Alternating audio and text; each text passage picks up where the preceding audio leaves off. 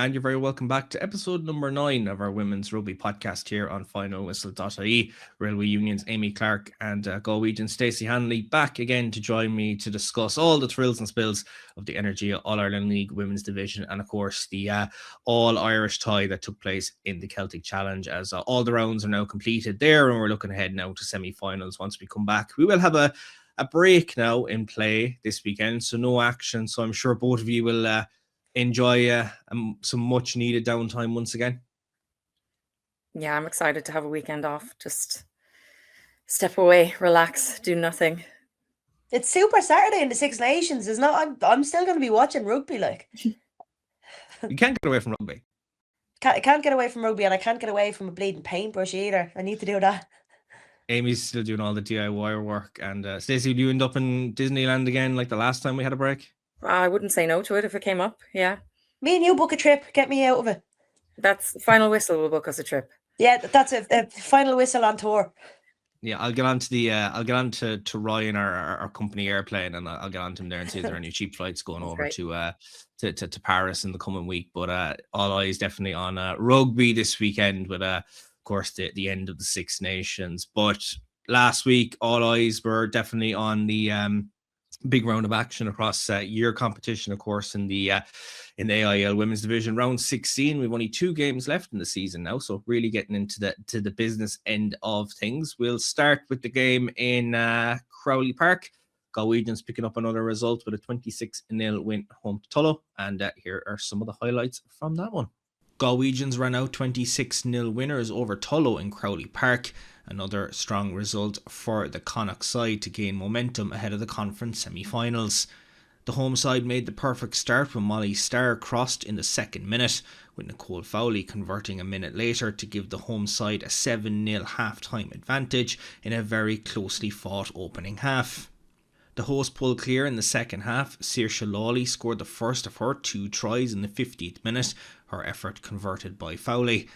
Dervla Canty added another in the 62nd, with Gemma Lees landing the conversion this time, before Lawley wrapped up the scoring with her second try in the 74th minute. Full highlights of this game are available on the IRFU YouTube channel. So another win, Stacey, on the board for yourselves. Obviously picked up a hard-earned win against Cook last time out, and now a very hard-earned win against Tullow. We'd mentioned it last week that you weren't looking forward to playing them, and obviously 7-0 at half-time really gave you a tough time of things, and then just managed to get those big 3 tries in the second half, bonus point on the board, and securing a shutout win. Yeah, like Tullow have been playing really well of recent, putting up a good fight. So like 7-0 at halftime was completely reflective of how the game was going. Like they were answering back to us. I don't even know, like I didn't even know that they didn't score. Like I didn't even realize till after the game that they actually didn't get through us. That's how much they fought.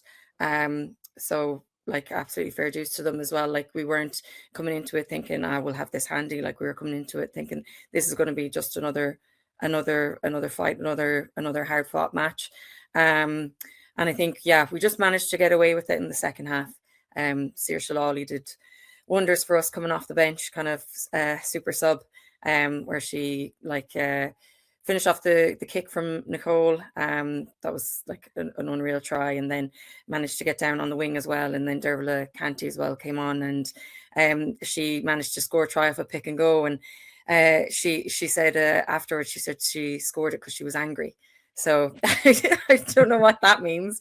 Like if she wasn't mad, she'd have passed it back to the next person. But it was nearly tit for tat at first, and then it was just the last bit of the, let's say, last 20 minutes we managed to get away with it. So fair dues to Tullow. Like they're a hard-working team, and they are lovely girls off the pitch as well. So like just all you can do is say well done to them for the fight they've been putting up. And as you mentioned, like it was great to see Saoirse coming on and get 2 tries. Like a young player, played schools rugby with Sligo Grammar, so has been, I suppose, in that environment for the last number of years. But come off the bench and grab two well taken tries at such a young age, like that can give her a lot of confidence, and certainly give the team confidence that you have some serious strength and depth as well. Yeah, she played on Sunday as well, actually, against Sligo in the Junior Cup, or is it the Plate? I can't remember which competition they're in. But she scored, I'd say at least 2 tries again on Sunday. Like she's dangerous when you get the ball out to her, and especially dangerous on the end of any kick. Like when there's a kick and you see her coming, like I love to see it. Like if the bounce is right, she's gone. So. And if the bounce isn't right, she's making that tackle. So like having girls like that coming into the squad it's great to have, like when they're doing things like what she did on Saturday and Sunday for the club. But talking about Tullow there, Aimee, like look, it's not another result that they would have liked. It's not a performance that they will they'll be happy by as well, just with the way things have gone this season. And look, we'll talk about the league table in a few minutes time, and obviously talking about the other games that transpired, but from their perspective, performances have still been good in the last couple of weeks. If the likes of result against yourselves didn't go the way, and now obviously the game against Galwegians, but still put teams under pressure that have a lot more experience than them in this competition for a number of years. So I'm sure they have 2 games left. They have to get a result in their next game against Cook. And I'm sure with what's transpired over the last few weeks, they can certainly take a lot of confidence now going into that one.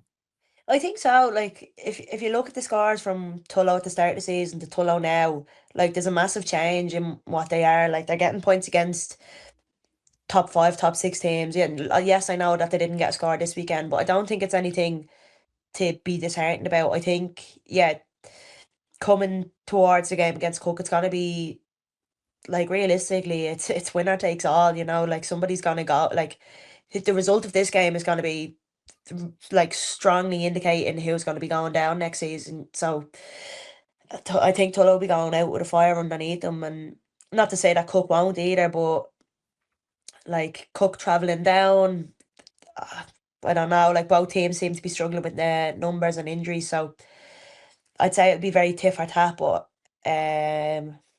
look, all they can do is go out and play the games they've been playing and hope that they can rise to the occasion, because they've been rising to the stronger teams as well. I just hope that they don't slip back down when they're coming against teams that are in 7th, 8th. Absolutely. We'll move on to discuss your own game at the weekend, of course. Railway with a 39-5 win away to Blackrock. And here's a couple of highlights from the game in Stradbrook. Railway Union delivered an impressive attacking display to defeat Blackrock College 39-5 at Stradbrook to close the gap to 5 points to the Dubliners in the race for home semi-finals. Miyu Kojima opened the scoring in the 16th minute, her try converted by Heidi Lyons, before tries from Aimee Clarke in the 24th minute and Sarah O'Donnell in the 26th minute quickly extended their advantage. The Dubliners grabbed their bonus point before half-time, Aoife McDermott's try in the 35th minute, seeing Railway take a commanding 24-0 lead into half-time. Railway continued their dominance after the break, with Chloe Pontus scoring in the 46th minute.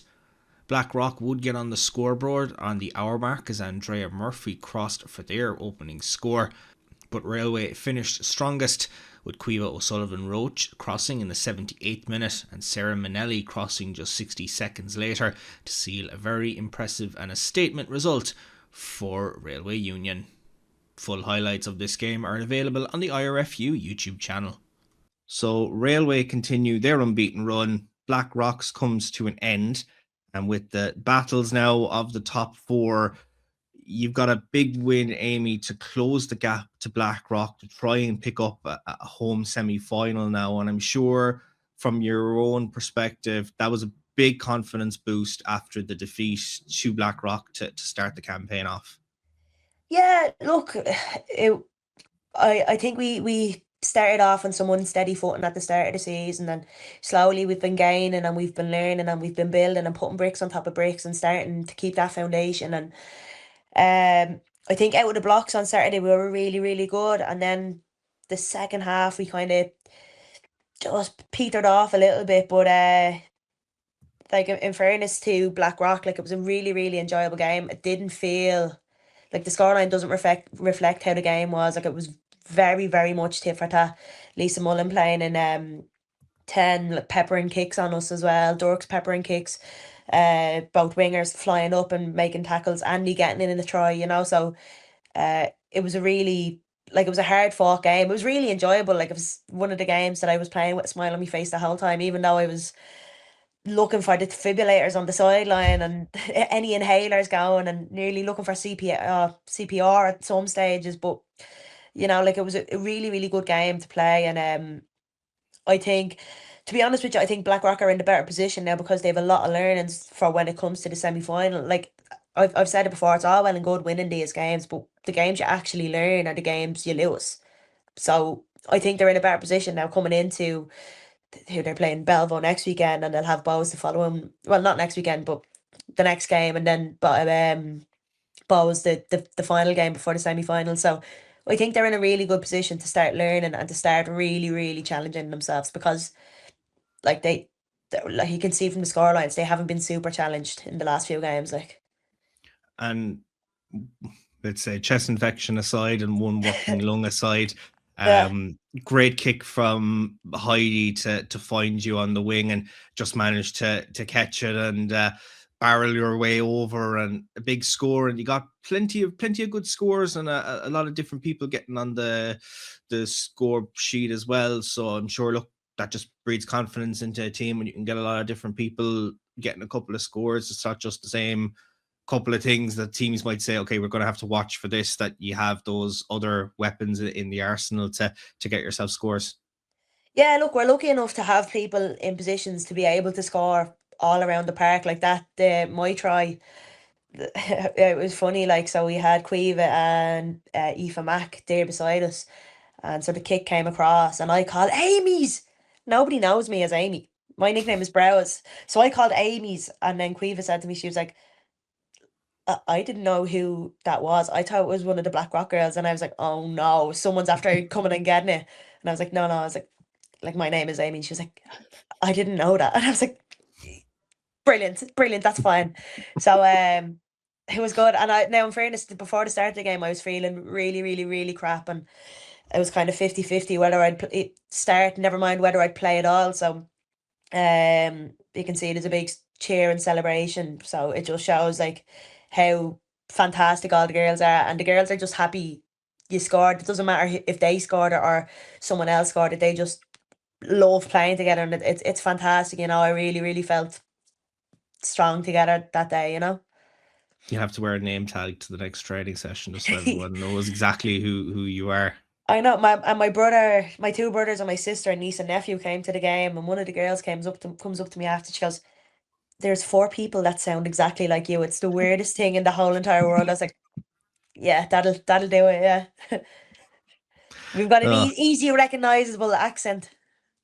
Absolutely. As we said a couple of weeks ago, if you couldn't tell by the Dublin gear that she had on, definitely the accent gives away exactly where Amy's from in the country. But as she spoke about there, Stacey, look, Blackrock will be disappointed because they had been on a monstrous unbeaten run since the defeat to Bows on the opening day, and had confidence to burn it in the last few weeks, and now they'll come in to the next game after the break off the back of a defeat for the first time since the Bows game. And now you're looking at, you've 2 games left. You want a home semi-final, you want confidence ahead of a semi-final as well. So a lot of learnings that they can take, but I don't think they'll be too down in the dumps either.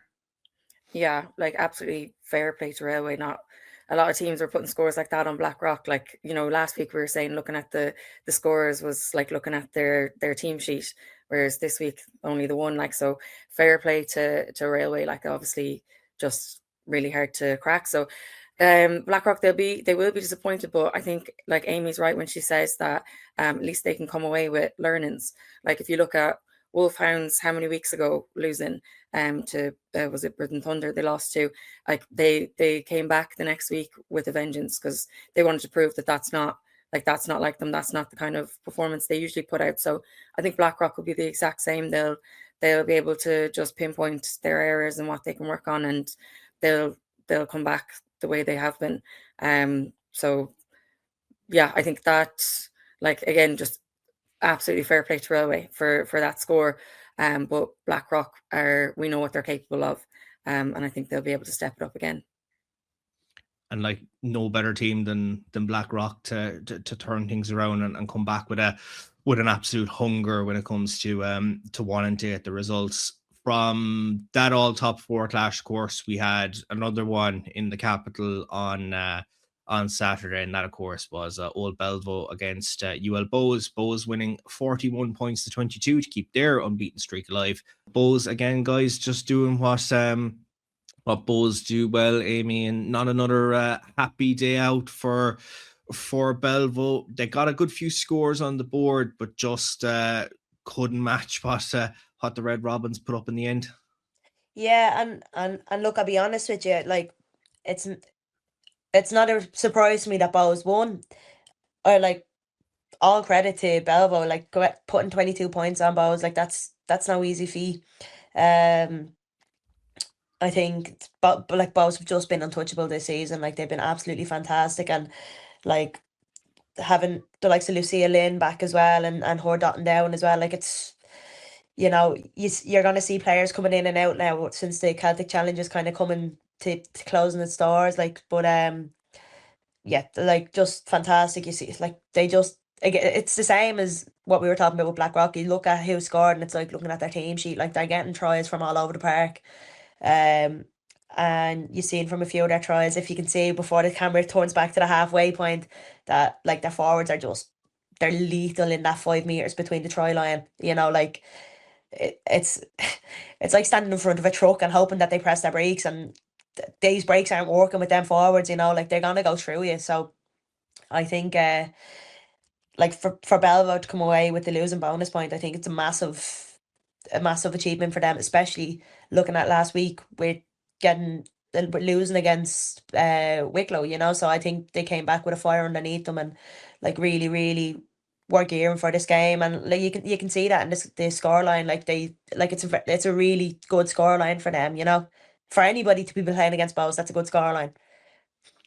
And I know watching back the game, bit difficult with the VO camera, just the way it kind of moves around the place and stuff. But good result, all right, for Bows. Obviously, against their old head coach in Fiona Hayes, who was on co-com's duty over in Belfield for the Celtic Challenge game. Of course, a couple of the Celtic Challenge girls came over to watch the game after as well. So good to see them cheering on their respective clubs. But Bows be very happy, Stacey, with the result. And again, as Aimee said there, like they've got, plenty of players on the score sheet. Just rattle them off. Obviously, Ava gets another score and has continued her purple patch as well. The likes of Claude O'Halloran and Ciara McLaughlin, Grania Burke, all going over from their perspective, and I think they can just continue this confidence now. And it looks like there's going to be no stopping them. Yeah, it does really look like that. And yeah, their confidence will definitely continue until the end. Like again, what Aimee said, the forwards, when they're anywhere near that try line, like trying to stop them is near impossible. And then even like just from kickoff, like Clara Barrett like was just threatening everywhere she is with that ball. And then like no surprise, Ava going to score, and she's another one who scores for fun. But like touching on Belvo as well, the second half, like they did keep UL to 2 tries, and Belvo scored 3 themselves. So like Aimee said as well, putting 22 points on UL is massive. So UL, like they'll be happy with every win they get, but that scoreline's probably closer than they would have hoped. And I think with recent performances from Belvo, we'd kind of thought, they're not playing as well as they had. They were kind of like losing to teams you wouldn't expect. So it's nice to see that like they've managed to pick themselves up, and even in a second half to fight back. Like that takes some resilience. So I think both teams are probably coming away happy. But UL will probably, like UL want to be putting massive score lines on teams and not letting much in. So they'll probably take work-ons as well from that. Absolutely. And you look at, I suppose, their previous games, like they've conceded the same amount of points from the Belvo game as they did to Ballincollig. They give but they didn't give them. But Ennis got 3 tries against them in their last home game. Tullow got 3 tries against them when they played them as well. The team that have scored the most against them this season was yourself, Stacey, down in the Astro in Limerick. I know who they're playing next is obviously Railway, so that'll be an interesting one, Aimee. But when you look at that, like the scores they're putting up, but also that their defense has managed to be breached in the last few games. I know you spoke about it when you played Ballincollig and even Tullow, that you were disappointed to concede 1 try. Never mind what Bows have conceded in the last couple of games. So I'm sure they'll look at the break now and look at the defensive strategies and try to be a bit more watertight, especially coming up against teams of the caliber that are going to be awaiting them in a semi-final. Yeah, look, and but Bows play like a really, really high risk, high reward type of defense. Like they'll fly up, but unless you have everybody buying into that type of defense, you're gonna create dog legs, and it's not that it's easy to get through, but like you said, leaks can happen when you're not watertight. So if not everybody's not singing off the same hymn sheet, like people are gonna get through. I don't necessarily think it's a bad thing. I think it is a really good thing to see these, because you'd rather see these leaks in defence now than seeing them if they get to the Aviva, you know, like that. I know where I'd want to be seeing tries being scored on me rather than somewhere else, you know. So as long as they keep ticking over and keep even just keeping 1 point ahead of a different team, they're still going to get the win in. So, you know, I think they'll still be happy with a win, even though the points are scored, and it's a learning for them as well. Like, absolutely. We'll move from the capital over to Clare as Ennis picked up another big home win with a 38 points 36 win over Wicklow. And here are the highlights from Drumbiggle. Ennis and Wicklow produced the most dramatic game of the round, with the hosts emerging 38 points to 36 winners in Drumbiggle. Ennis struck first inside the opening minute when Sahir Hamdan crossed for their opening try, converted by Megan O'Connor. The host would add a second when Quaylon Morrissey touched down in the 21st minute. Wicklow replied through Jamie Church's try in the 23rd minute, converted by Beth Roberts, before Rachel Griffey crossed in the 30th minute to level matters. Ennis replied swiftly with Aimee Donnelly touching down and O'Connor landing the conversion, before Clara Dunn dotted down in the 38th minute, with Roberts converting to leave it 19 points apiece at the interval. The hosts regained momentum early in the second half as Aimee Hassey scored in the 51st minute, converted by O'Connor. Hamdan added her second in the 58th minute, again converted by O'Connor, while Patricia Coote's try in the 66th minute furthered the hosts' advantage to put them into a 38 points to 19 lead. Wicklow produced a stunning fight back in the final 5 minutes, with Griffey's second try in the 75th minute and Clara Dunn's second in the 77th minute, and although Sophie Murphy crossed in the closing exchanges, they just fell short of a sensational comeback victory. Full highlights of this game are available on the IRFU YouTube channel. 19 points apiece at halftime, guys, but another fantastic home win, Stacey, for Ennis. You look at what they've put up on the board to date on the league table. Like, this is another statement win. They beat Wicklow a week after Wicklow beat Belleville. And I'm pretty sure Ennis can take some serious confidence now from this, going into the last 2 games of the season and ahead of the conference semi-finals as well. Absolutely. Like, they've just come out fighting recently and grinding out those wins, and like no one expected it really. And fair play to them. Like, they obviously they just, it's how much they wanted and how much they want to prove themselves. Like to come out and like score in the first minute, they were really setting the tone. And they've just gone from strength to strength. Like where they are sitting on the table is amazing for their first year in AIL, and like just from the history of teams that have come up to the AIL, how they've performed in their first year, like you'd be afraid to see what Ennis are going to do over the next few years.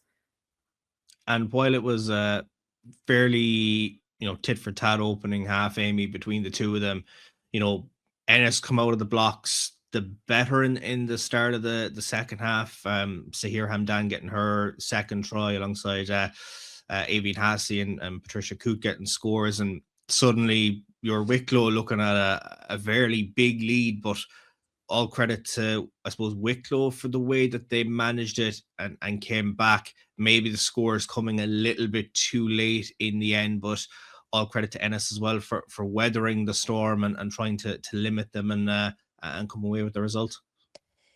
Yeah, look, either way you're sitting on the fence with that kind of result or that kind of game, it's very easy for teams to turn in on each other and say, you didn't make your hit, you didn't come up in the line, you let that ball get through. And I think it's a credit to both sides that didn't happen. Like, Wicklow, yeah, and it took an early lead, but Wicklow were like, no, we can do this, we'll fight it back, we'll get it back.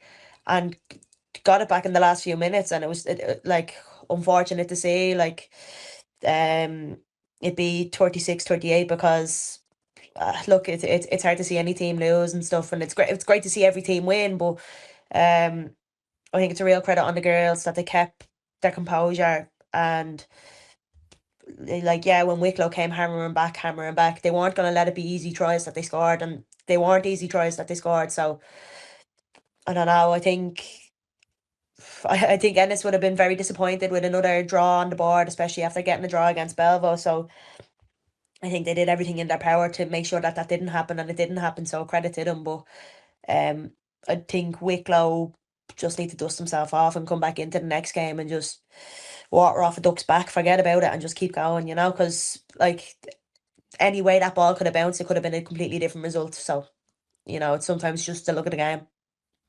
And that's the kind of team Wicklow are, Stacey. Like, they're still a very tough team and a very strong team. And look, they want to get into a conference final. They want to have momentum now going into the semi-finals as well. So while it just didn't go their way in the end, away to Ennis, they still got their scores.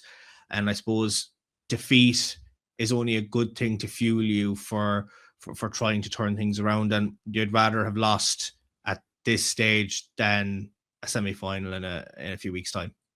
Absolutely, yeah. You'd rather lose now. Like, I think them losing against Ennis will make them like, I know we have them next. It'll make them come back with a vengeance. So like, for us, we probably would have rather see Wicklow win.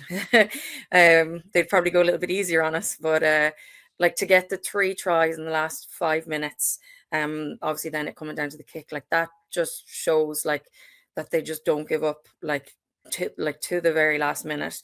And as well, they'll be disappointed obviously with that draw, so they'll have their work on, so they'll know what they need to do. And they're chasing our tail on the table, so like, it's not that next game we have against them is going to be a good match.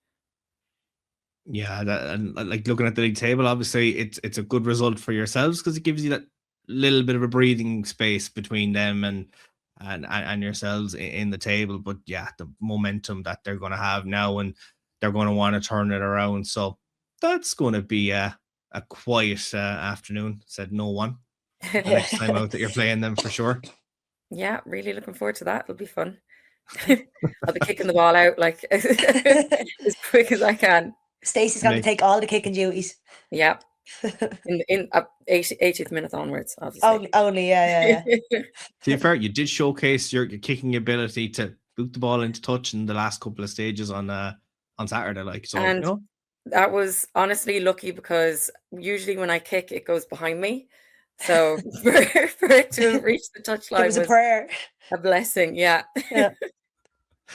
Well, it worked out and you got the result. So that's going to be a very tough game. And obviously, now that we're into the business end of the season, every game is obviously a tough one. But the game that we'll finish up looking back at was the game in Shawsbridge, of course.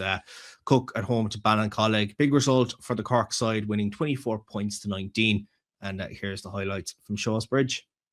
Ballincollig claimed a narrow 24-19 victory away to Cook and Shawsbridge in a contest that swung throughout. The home side struck first when Lucia Murnahan touched down in the 5th minute, with Amanda Morton adding the conversion a minute later. Awarte McLean Wanoa crossed in the 9th minute to put Ballincollig on the board, and they took the lead in the 22nd minute when Bridget Tuhig finished a well-worked move, giving the Cork side a 10 points to 7 half-time advantage. Cook came out strongly after the break when Megan Simpson powered over in the 42nd minute to put the hosts back in front, but Ballincollig hit back when Niamh Crotty crossed in the 52nd minute and her try was converted by Emma Connolly. Cook responded again when Dulcie Bowen crossed in the 53rd minute and her try was converted by Morton, but Ballincollig had the final say of the tie as Aoife Fleming went over in the 64th minute, with Connolly's conversion sealing the 5-point win as the Cork side held firm in the closing exchanges. Full highlights of this game are available on the IRFU YouTube channel. So Aoife Fleming's try proved the decisive factor. Ballincollig picking up a big win against Cook, back on winning ways, Aimee, for them. But that now, as we'd mentioned slightly earlier in the show, the Tullow game that's going to come up after the break is now a must win for Cook. While they have put 5 points of a gap between them and Tullow after the game, it's still now all to play for them to try and avoid relegation this year. Yeah, and like if you look at the halftime score, it was 7-10, so it was fairly close. And even the finishing score, like there was only a try in it, really. Well, 2 tries. Is it? No, 1 try. Yeah, there was only one try in it. Yeah, 19-24. So, like, Cook are getting the opportunities to score, and like I think what Stacey said about it last week, I think it is their discipline that's really letting them down, because it's very easy for a team to make 80 meters just by one penalty here, a kick, another penalty here, another kick, and now they're in your 5 meters with a line out, and what's after happening? It's 5, like, what's after happening? So I think like they really need to like have a clean whistle, have no as clean a whistle as you have. Look, it's a game. There's going to be penalties. Everything's up to the interpretation of the ref. It's just what it is. But I think if they keep it really, really clean, they'll do well against Tullow. I think they're quite evenly matched in regards to their forwards and their backs. I think it's going to be a really, really good game. And yeah, I know Cook have the 5 points on them, but it'd be very easy for Tullow to play. And if they win and get a bonus point, now they're back to level. And what's going to happen then? So it really is the game that's all to play for. I think Cook will be happy with the result because now they can see that they can score tries and they're able to. And Amanda getting 2 conversions as well was a great result. I think Ballincollig won't be necessarily the happiest with it. But like I said, Cook is somewhere that's really hard to go up to and play, and Shawsbridge is a tough old place to play a game. So I think it's a result that Ballincollig might not be super ecstatic about, but it's a win on the board. And like I think Cook again are going to be coming into the next game really wanting to show like you can't write us off. Like you there's everything's to play for, and there's still few games, for in terms of the relegation games. And you would have seen, Stacey, what Cook were all about before, obviously playing Tullow, so you can kind of see that matchup kind of early as to these were the last couple of games and stuff like that. But Cook only had 3 subs for a home game. So I think depth, again, injuries and stuff like that are starting to hit them at a very tough time. So going down to Tullow won't be easy. Obviously, it's an away game. You would have both experienced what Ratho Road is like, being the away team going down there. So I'm sure, again, as Aimee alluded to, they got their 3 tries. They've got scores on the board. They can take confidence from it, but just coughed the lead up. I coughed it up again, trying to get a result at home, a bit like Ennis earlier on in the last couple of rounds, should I say. But another good result for Ballincollig, but Cook will have to try and pick themselves up now next time out. Yeah, Cook are like, they haven't gotten the wins they've wanted, but they still are a really hard team to play against. Like coming up against them is still really hard, even when scorelines aren't going their way. So Cook and Tullow, it'll be from having like just played both teams. It will be, I'd say, an evenly matched game, and I do think Cook having a bench as well could be the difference in it. Like we've been in a similar position last year. Was it last year we travelled up to Cook, I think, with one person on our bench, covering the forwards and the backs. Like that's it's you're already on the back foot when you're doing that. So if Cook have 3 on their bench for a home game, you'd hope that they can pull in a few more players, even like just use some dual status players effectively for traveling. But I think it's hard to call like Cook and Tullow. They obviously Cook scored more against us, but I still think they're evenly matched teams, and that game is going to be like a really hard fought match and a really good match to watch, I'd say. Yeah, I think that day out in Shawsbridge, you probably had every inhaler or anything on standby just to keep you going for 80 minutes, as Aimee is dying in elsewhere in the car, just with her Don't make me laugh, lads. her illnesses at the moment. But look, very positive for Ballincollig, of course, to get back on winning ways. Look, they want to progress on and be in those conference semi-finals and get a couple of results now to see out the season. And after the results and looking forward to the last two games, I managed to catch up with the two Fleming twins in the form of Aoife and Ciara. Of course, Aoife grabbing that try in the closing exchanges on Saturday, and here's what they had to say.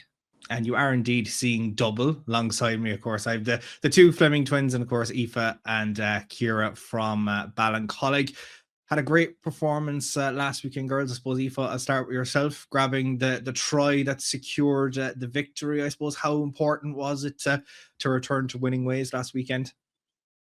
It was absolutely great now to get the win against Cook. I say there was a confusion with both Aoife's. It was actually Aoife Madigan who scored that try. I say I'll take it, but it was actually Aoife Madigan who got that one. But no, it was absolutely great. We came up there and our goal was to get our 5 points out of it, and obviously going up to Cook is a huge challenge in itself, and playing against Cook it's always a hard battle. But we set our goals and we analysed the game and we stuck to our game plan and we got the rewards out of it, so we were absolutely delighted.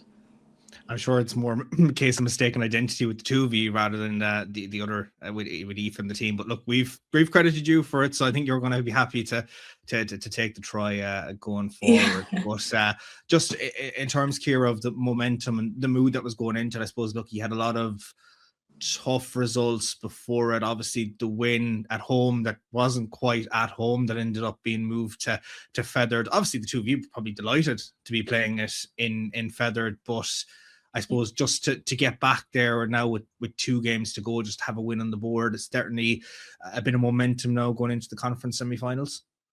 Yeah, 100%. Like that Cook again, or that win against Tullow inside Feathered was huge for us, and then just getting that result against Cook definitely will give us that momentum going into those last 2 games, because they're really, really important for us to end on a good note, I suppose, for the season, especially going into the semi-finals for the conference semi-finals. So just definitely going to build on that momentum now throughout these next 2 weeks of training heading into Ennis at home.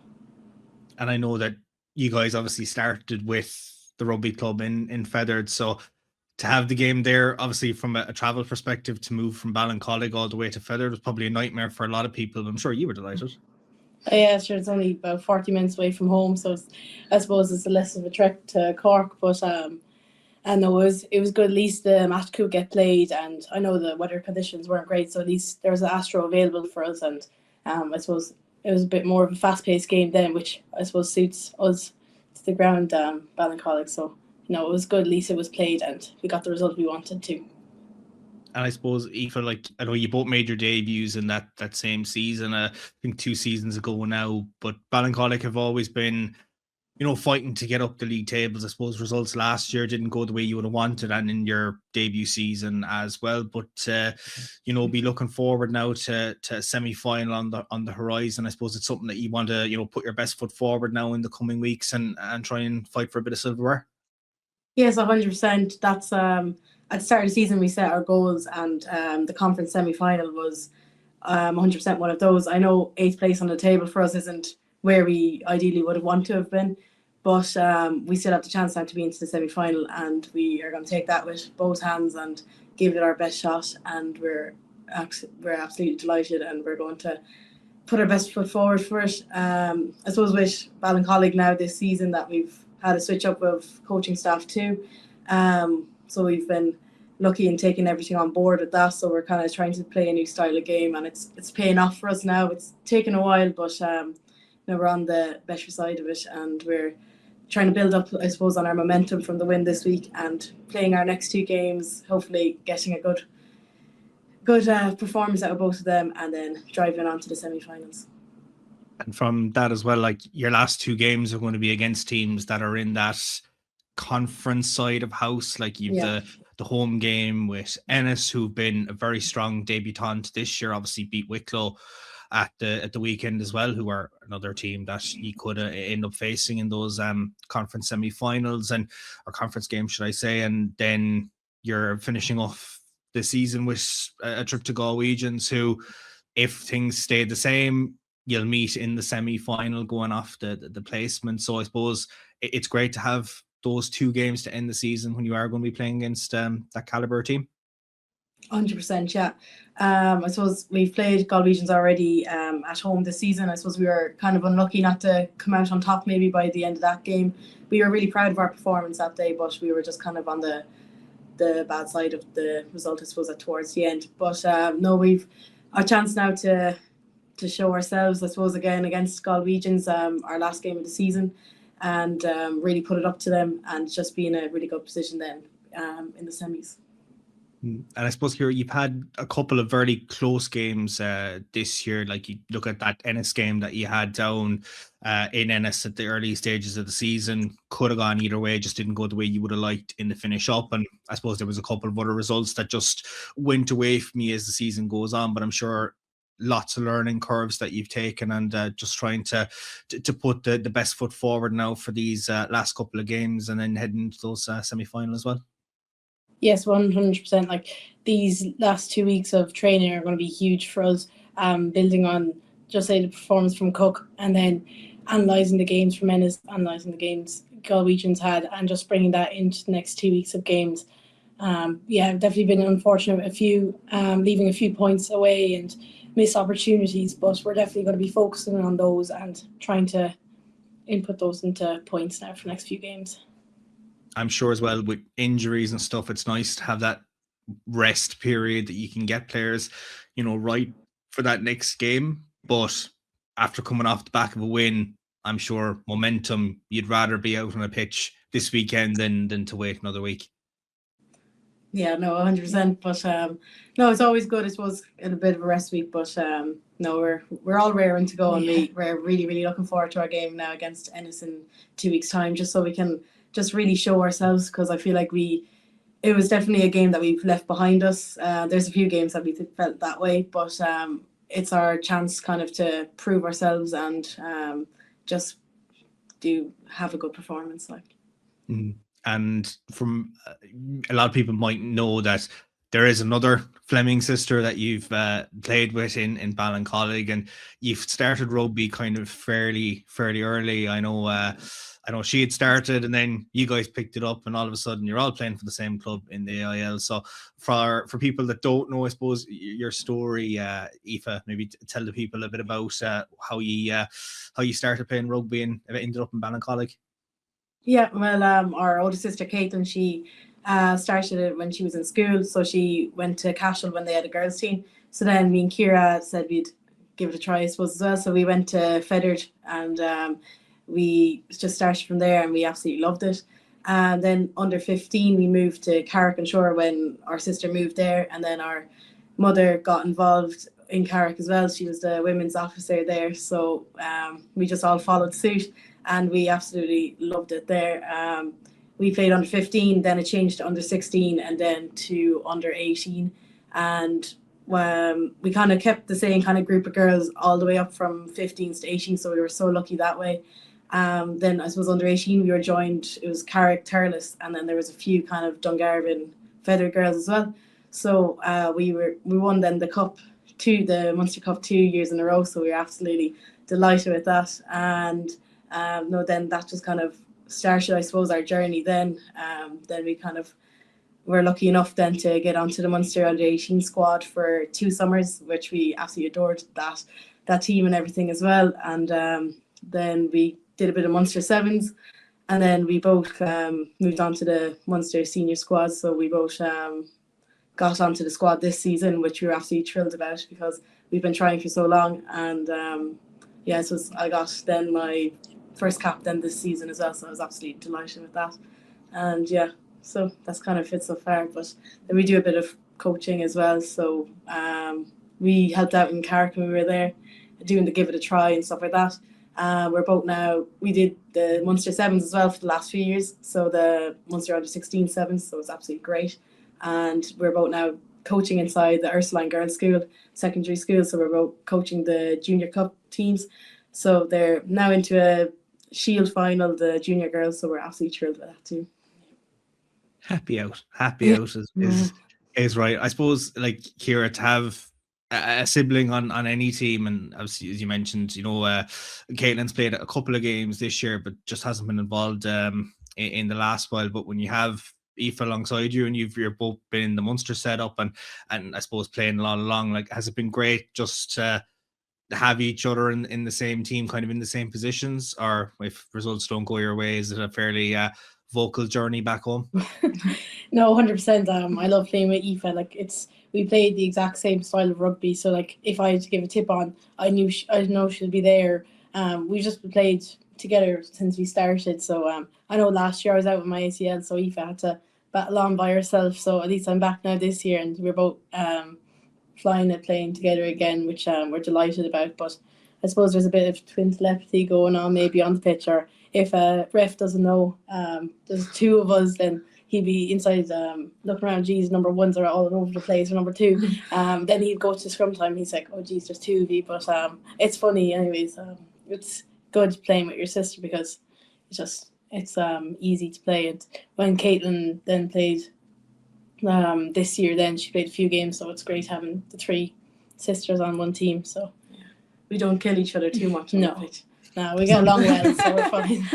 Sometimes, but if there's one bad mispass or something, then there'll be a few words. But we're fairly chill, anyways.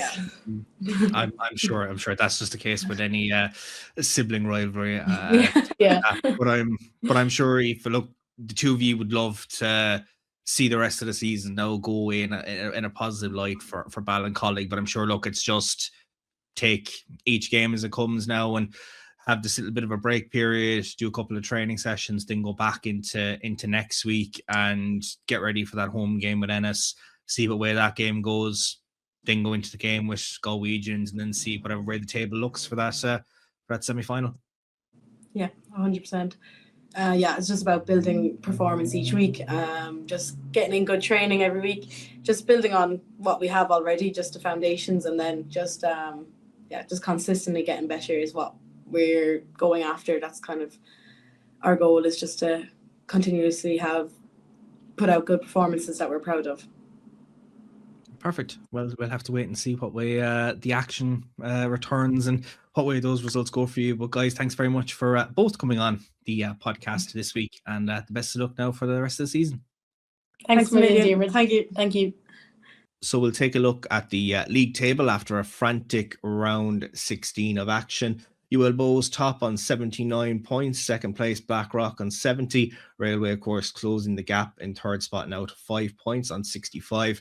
And UL Bows, or Old Belvo, should I say, in fourth spot on 54 points. And that confirming that Belvo will finish in fourth spot in the table for those semi-finals.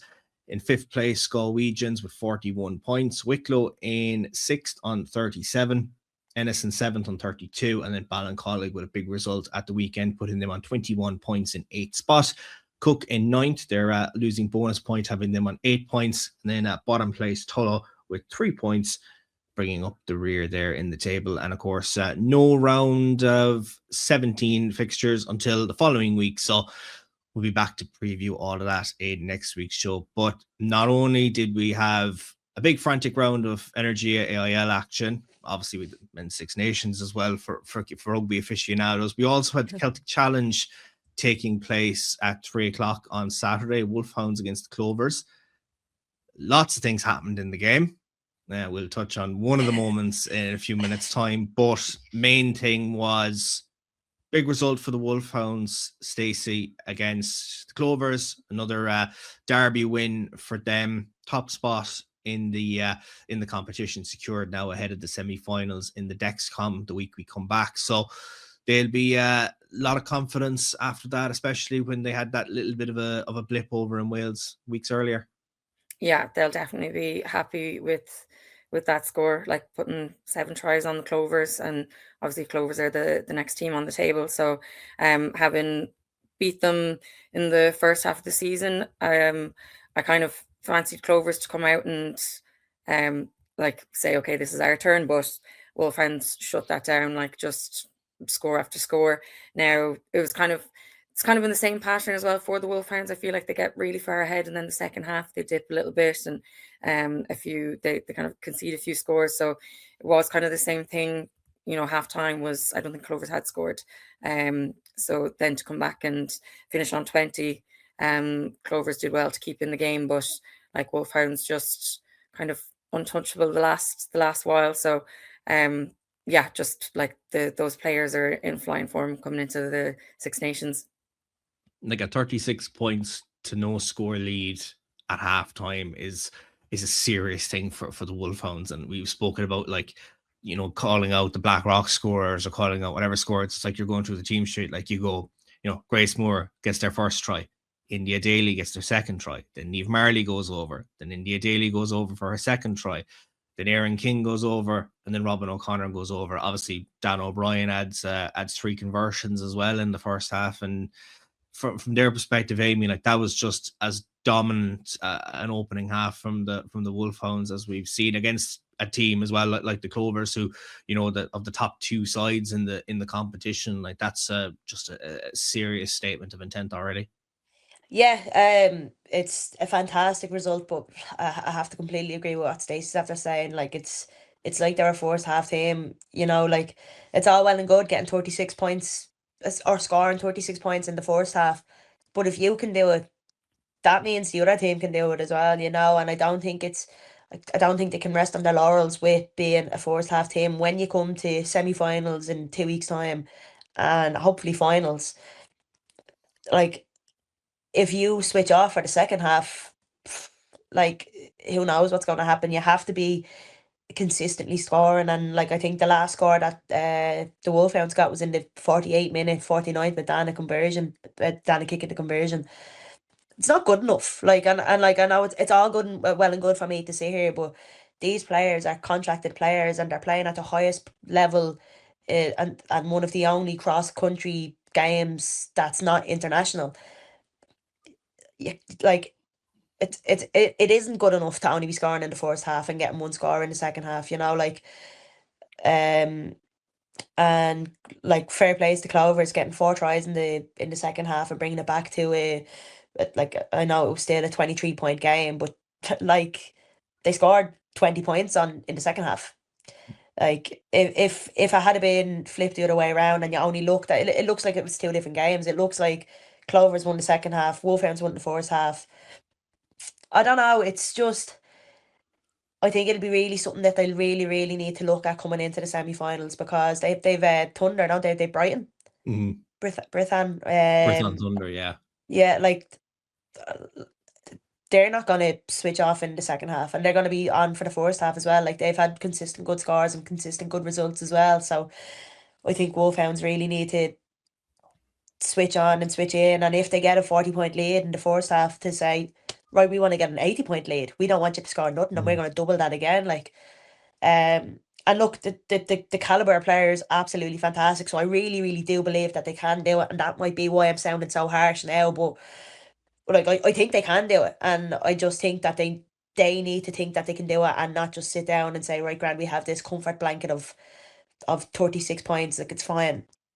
We're the best team we are the best team in Ireland. We're the best team in this competition. We're gonna get this. That's what it needs to be. And like, if I was Clovers, I'd be like, lovely result. Like, we scored 20 points on them. We can score more on them. Let's go with that again. Like, they probably just lost their footing in the first half, and then gathered it all back again, had a team talk, came together, and then came out and shown what they can do, Yeah, and maybe both teams have been guilty of it in the competition, that they've built leads and then all of a sudden the scoreboard starts to go the other way, and they might be kind of going, oh, we need to really, tighten things up here and stuff like that. But good as you said, good result there for the Clovers, and obviously the Wolfhounds will have the Britain Thunder, who beat them over in Wales on a terrible day on Irish soil in the semi-finals. But Clovers will take an awful lot from it, Stacey. They got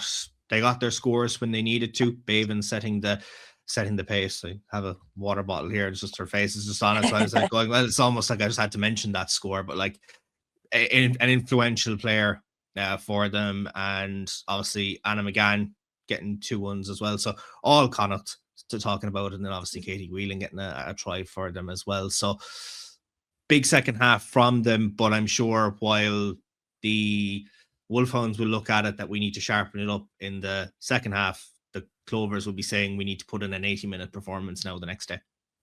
Yeah, it's like the Wolfhounds get a comfortable lead and then they take the foot off the pedal, but like too much. Like, you know, it should be a case where they're putting on those massive scores and then they're coming out for the second half, not coming out saying, we can take it easy now, like we have this comfortably won. It should be, let's double that, like Aimee said. And then yeah, for Clovers, it's not to be chasing their tails, it's to come out and go from the start. But a lot of the Wolfhounds scores as well, I think, in the first half kind of came off a few mistakes as well. So like it was overthrows on the lineouts, a lineout stole. So like Wolfhounds were quick to react to that and score. So then I suppose in the second half, Clovers probably cleaned up their mistakes. And that in that way, like Wolfhounds weren't able to score off them, and Clovers were able to like finally work their scores. So Bevan Parsons she was on fire, like just even that chase tackle on Higgins. Class. The first half, it was she just did not give up. And Anna McGann then as well, finishing off those 2 hard fought tries, like to ground the ball, like she did really well. And then Katie Whelan coming on, and she always brings energy, and like that individual tried to snipe, like she just said, here, I'll run the back line, whatever. So the tries that they can score and what they can do is there. It's just doing it from the whistle, from the very first whistle. So like Aimee said as well, I do think Clovers will, like, they'll feel knocked, you know, they'll feel kind of second best losing to the Wolfhounds, but they showed in the second half that they are just as good, and they can score all the same. Yeah, an absolute unit is what we could describe Bevan. She's just absolute force of nature. But outside of the results and outside of the talking points that we've had discussed, there was another incident that occurred in the final couple of minutes of the game and caused a little bit of a stoppage, which was the incident involving Maeve Clenaghan and Beth Buttimer. And watching the stream back and looking at the highlights, you kind of see Beth's holding on to Maeve's leg, and then Maeve kind of strikes out at her. Then Beth chases after her, and the two get into a little bit of a schmozzle, as I'd call it. And Maeve sees red. Beth doesn't see a card and goes off the field. Bit of argy-bargy stuff, Aimee, and I'm sure the next time we have a bit of a meeting between the two teams, whether it's off the pitch in the HPC or wherever, it could be a bit of tension in the air between the two of them. I think like it's silly stuff. Like you should, like, super silly stuff. Like from the both of them. I think Beth knew what she was doing, holding on. Maeve was like, let go of me, let go of me, let go of me. Beth shouldn't have followed her. Maeve shouldn't have. Look, it's he said. Oh my God, you're hearing me lisp for the first time in my life. It's he said, she said. Oh, Jesus Christ, what's going on, lads? I'm losing it. But like, you know, that big girls and Bet's on a contract. I think she'll be brought in, and I think she'll have some serious words. And like, I know, like I've played against Beth, I've played against her in Munster, I've played against her in Bowes. I think the best thing for her from that game was getting subbed off straight away, because she'll lose the head, and you know, like she's a fantastic player, and she's absolutely brilliant, and she's pinging lineouts. But as soon as she loses the head, like she might as well not be on the pitch. You know, like she's quite easy to wind up. And it's funny, you see other players coming into the tussle, and it's usually the two players. It's a player that's standing up for the other player. They're the usual two that are going against each other. But I'd say there is a bit of extra tension because Maeve and Beth are both in similar positions as well. And look, you don't know what was said in the game. We can only see what we see, and you don't know if there was something beforehand or if something was said in the chasing, and like just silly stuff, playground stuff. But look, I'd say both will be brought in and both will have serious words, and we might be seeing a few week spans, but who knows, Yeah, and I'm sure Stacey as well, like Maeve striking out as well probably wasn't the best thing for her to do either. I know, look, from what we'd seen on the stream, Beth was holding on to her leg, but then she kind of just lashes down with the hand kind of on top of her head, or maybe to the face. I couldn't really see it too clearly on the picture and stuff, but I suppose, look, for both players, they'd be disappointed with how they reacted, but it is heat of the moment stuff. As Aimee said, we don't know what had happened during the game, if something had gone on elsewhere that mightn't have been picked up either. But I'm sure both of them will just be saying, look, we just want to get back onto the field of play and just kind of brush it aside and just look ahead now to a semi-final. Yeah, like we can look at it and take whatever side, see whatever we want. Like we don't know the ins and outs. As far as I know, I think it was Dixie said it. They're all training today, so it'd be interesting to see, is it all happy families, or is it round two? But yeah, like it looked like Beth started it holding on to the ankle. Who hasn't done that? I have. Like, it's, we do these things that we shouldn't. And then I think it just got a step too far. It was just one person trying to one up the other. And then everyone else joining in, like with the whole, oh, don't do that to my teammate. Like, you're just making it worse, Bargy, yeah. Yeah, like it's the stuff you'd expect to see on a Sunday after a night out, like that kind of game, rather than in the Celtic Challenge. But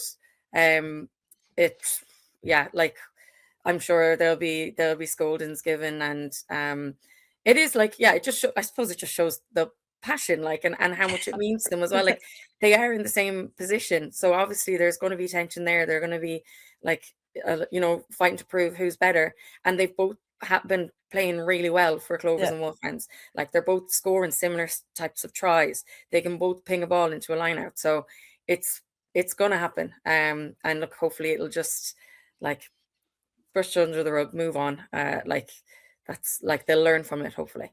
Yeah.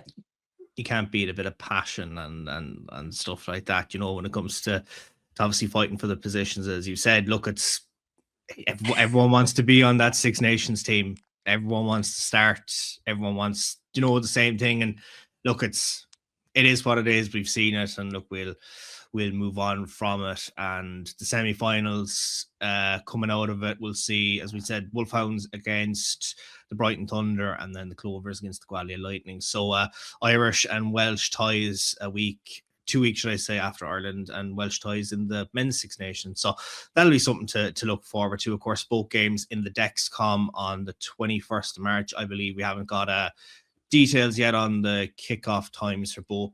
By the time we record next week's podcast, we should have a clear indication of those. Now that we've seen all of the Celtic Challenge to date until the semi-finals, just going to ask you guys who's kind of stood out for you, or who kind of you seen that's impressed you. Obviously, there's players that we would have seen before the Celtic Challenge that certainly have impressed us for the last couple of seasons as well. But anyone, Aimee, that you've kind of seen that might be, a definite that we mightn't have thought could be someone that gets into that Six Nations squad?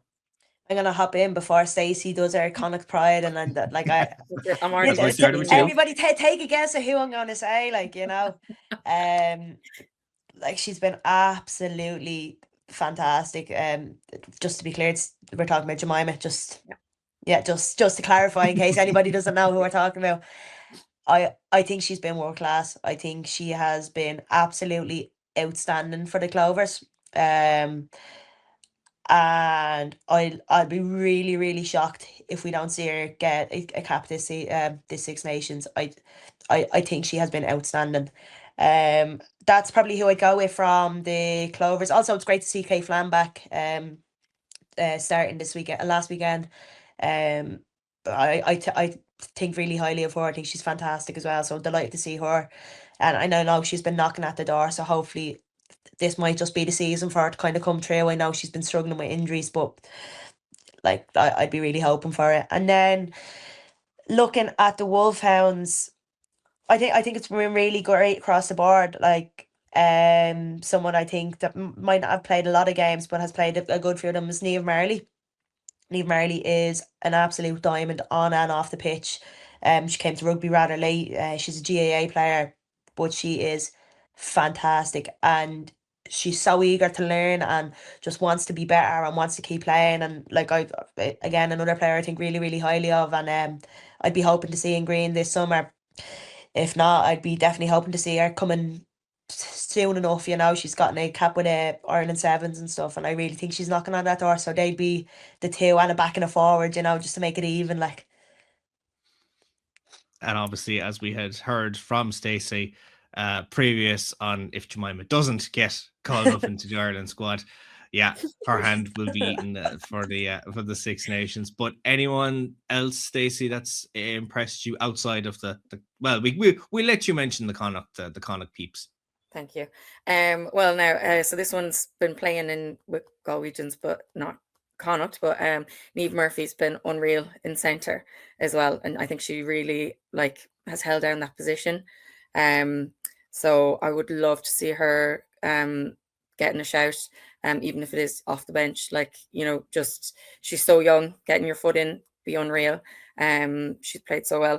I think the competition at hooker as well has been massive between India Daly, Beth Buttimer, and Maeve. They've all been playing so well, and anyone else as well who's come in, there's Ulin. There's just loads of talent there in that position, a position that I think usually is quite hard to fill. So to have all these really high quality players playing there, it's exciting to see who might get their chances, because I know Beth's been contracted for a while, but she hasn't got a senior cap yet. So yeah, interesting to see how that fares out. India has also been kind of in the Irish training squads, but I don't think she's ever capped either. So I'm not too sure. Well, not at hooker anyways. Not at hooker, yeah. So that will be interesting to see. Wolfhounds, I am going to go with a winger as well, I think, and she has been involved in the Irish squad a handful of times.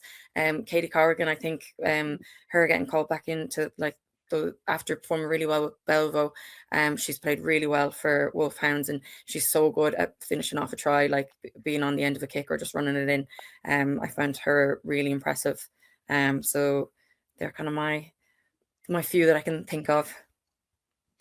And there's plenty more that obviously have excelled that we would be kind of thinking would be named on a team sheet. There's such a good strength there at the moment behind the Irish squad. I think it's a very, very good time for women's rugby in the country, that we're kind of saying, we could have 3 or 4 players in a position that can fight for the one jersey as well. And you look at both teams, it's how do you take both of these two squads and make a 15 and then make subs out of it based on current form? I think we could be here for hours on end trying to decipher who'd be in our team for the Six Nations, never mind who would make a squad selection. But Celtic Challenge, of course, will conclude when we're back, and as I said, we'll hopefully have a bit more information on. We know where it's on, we just don't know when it's on. The 2 semi-finals, but those will be 2 very big games. Of course, the final is on over in the Hive, so whether we're going to have 2 Irish teams over there or whether we'll see a Welsh team make the final this year would be an interesting one to see. But with a week's break in play now for the 2 girls, we'll give them some time off, and we'll be back next week for a round 17 preview as the season gets ever closer to nearing its conclusion. across the Energia All-Ireland League Women's Division, and we'll get some thoughts ahead of the Celtic Challenge ties as well. But my thanks to Aimee and Stacy for once again listening to me ramble on for a long time in this call for episode number 9 of our Women's Rugby podcast here on FinalWhistle.ie, and we'll catch you next week.